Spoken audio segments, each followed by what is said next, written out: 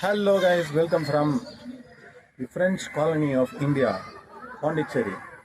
So if you are a tourist and you come to Pondicherry, there are many places to visit.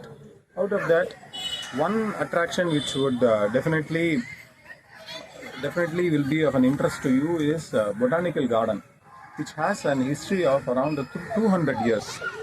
So the garden, which was developed by a botanist Petra around 200 years back, in the year 2015 it underwent an renovation. The government allocated around 9 crore fund, and the garden was revamped in two phases. The first phase started in 2015, where the toy train and a couple of kids play area and the jogging area were added, and the second renovation has started in February 2024.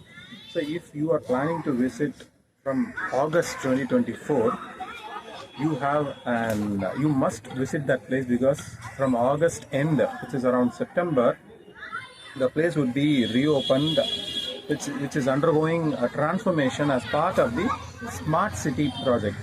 So definitely add it to your bucket list if you are going to visit in the month of September, which is a fantastic season to visit Pondicherry. From October till January is a very perfect month to visit.